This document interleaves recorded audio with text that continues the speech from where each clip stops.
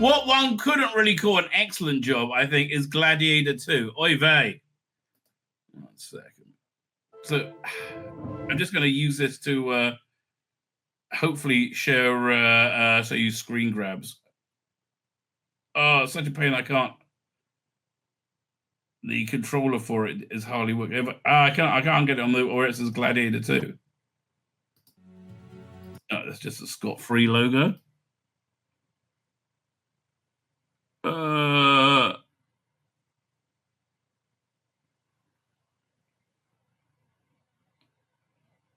right. So, okay, so the quick review of this is a totally pointless thing. They really should have called it Son of Gladiator, right? Because actually it is about the son of Gladiator. Well, I guess they didn't want to spoil that.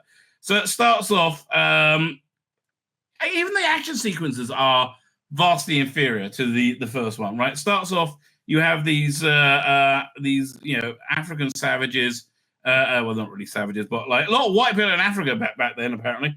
And they're fighting, they're about to be invaded by Pedro Pascal and the ship stuff all look very good. And he's the stunning hero with his wife he loves. So as soon as he's talked to his wife, said, "Oh, I love you so much," I said, "Oh, she's gonna die.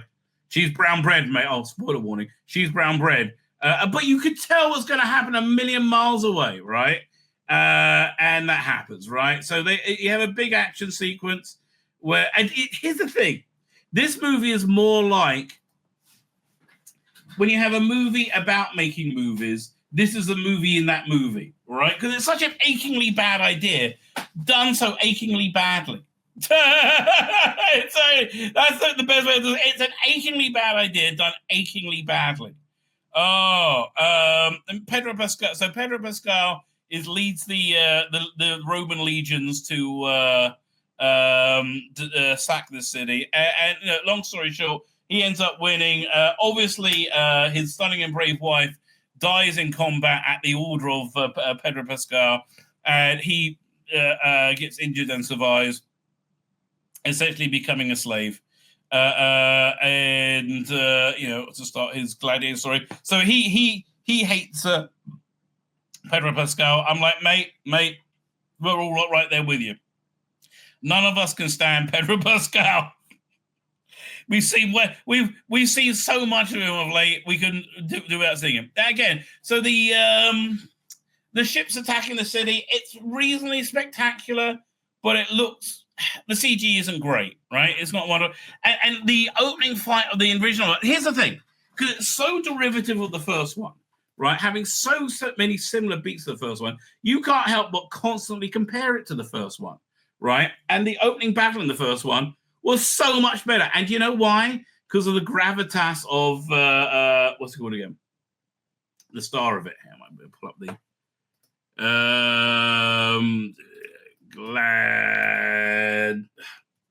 Gladiator 2.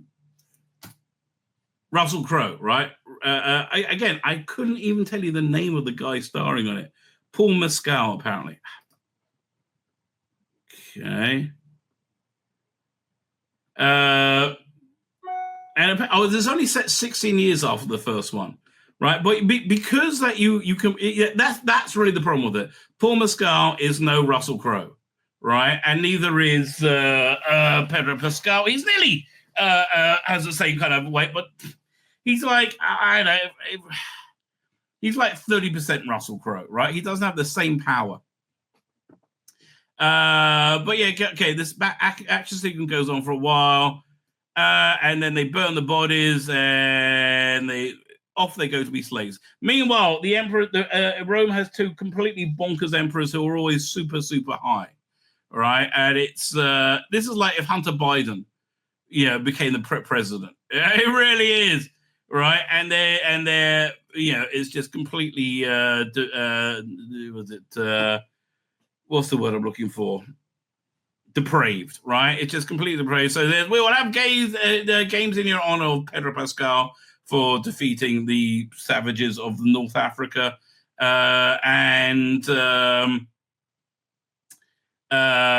which she just brought the slaves back. And so, oh yeah, fine. Yeah, this is exactly the sort of excesses that this movie has. So, meanwhile, again, so much better in the Russell Crowe version. It's such a pointless derivative story. I mean, I can't say that often enough. So you have their first gladiator battle. And, you know, this is where Denzil Washington comes in. Denzil Washington is fantastic in every frame of this movie. I mean, that's really the crime, the tragedy of this. It's worth seeing to see his performance, right? But it's such a boring derivative movie and derivative of itself with a weak lead in, was it Paul, what's it called again? I can't remember his name. Paul Mescal, right? He's got a very, very weak lead in Paul Mescal. That was it. So what's his name? Pedro Pascal was married to Connie, what's her name? Connie Nielsen, who played, in the first one, she was, okay. No, what's that? She was the emperor's daughter, but the nice emperor. Hang on a second. Let me pull up Gladiator as well. No, Gladiator, not Gladiator 2000 on Wikipedia. Yeah, Joaquin Phoenix was better. Derek Jacobi makes her. Richard Harris was the emperor, so she's Richard Harris's daughter, and it's implied she had a fling with Russell Crowe, and the little boy in it was Russell Crowe's bastard son, right? That will become an annoying and pointless plot point later on in the movie, right?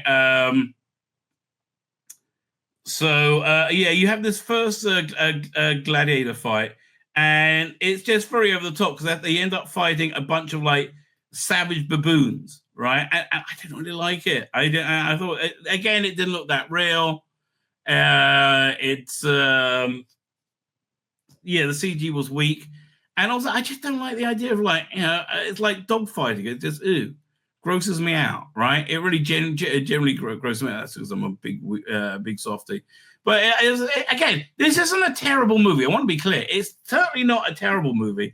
It's not a movie I would recommend paying to see, right? Watch it while it's on Amazon Prime or something. Like it's not a movie I would. Although I would rent it for like $3 over Christmas, right? Which is probably not going to be out for that. But that's the worth of the movie. Certainly not worth going to cinema, even with, and it's only worth that because of Denzil Washington's performance, right? So anyway, so Denzil Washington is the Oliver Reed figure in this movie, and he takes young Paul Mescal under his wing to be a gladiator, and he's all noble and good. And first thing they have a death match for the crazy super high emperors, right? And then Denzil Washington says, "Listen, what was it? So then Denzil Washington comes here. I missed a bit with Denzil Washington. Where was it? Denzil Washington says, "Listen, I can give you anything you want. What is it that you want that'll motivate you?" He says, "I want the death of the entire Roman army." I said, "Well, we can't do that." He said, "Well, how about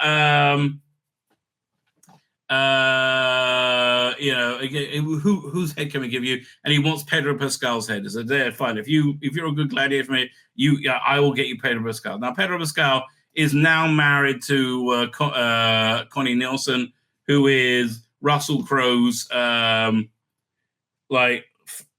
girlfriend, fling, lady love in Gladiator, right? So, and who fathered her child, and he's fermenting dissent because the emperors are super high and awful, right?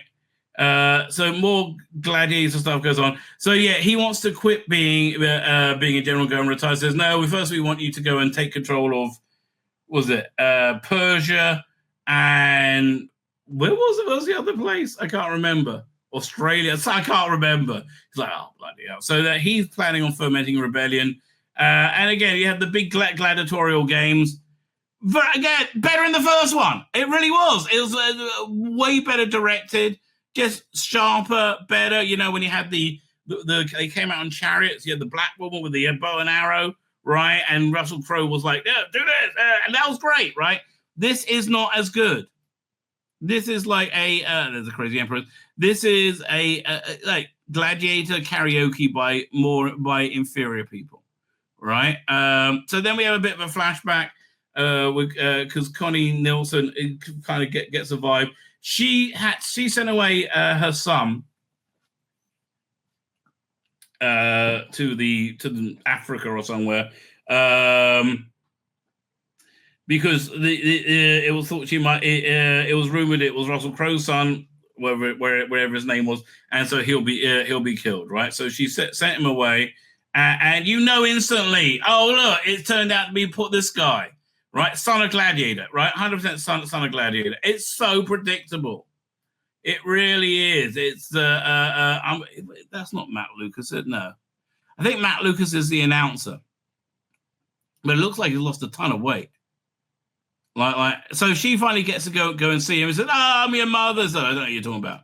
Right. And then she gives him, tells Pedro Mescal, you got to save him from being a gladiator. Right. I failed him once. He's like, fuck me. What?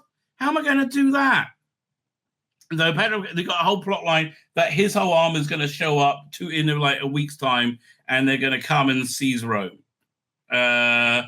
So then we more gladiators. Oh, Tim McKinnon's in it as well. He's actually the second best thing about it. And again, the political intrigue with Russell Crowe, fantastic, right? Absolutely fantastic.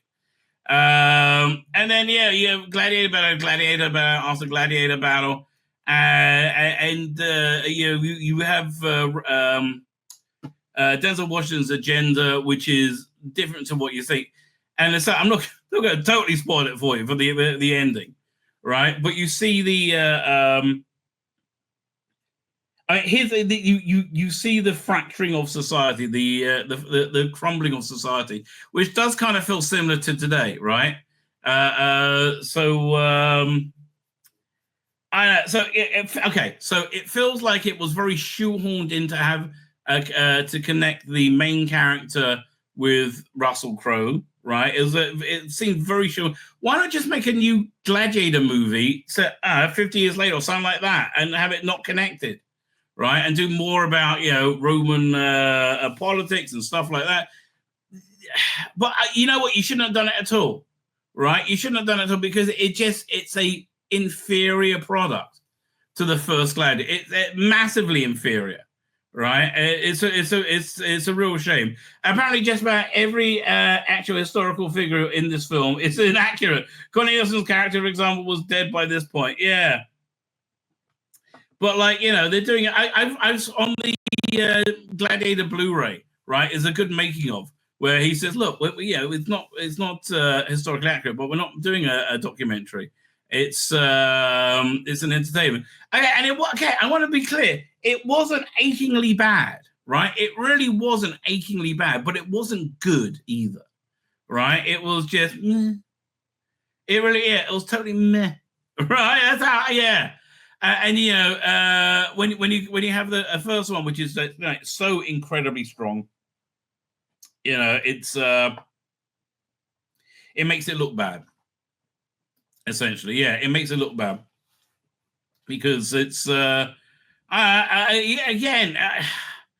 why make it? I mean, you could say the same thing about Prometheus, but it's not. But Prometheus and Covenant are qualitatively different to Alien, and I like both those movies. I think they're both stand as movies in their own right, particularly Prometheus, which people absolutely hate.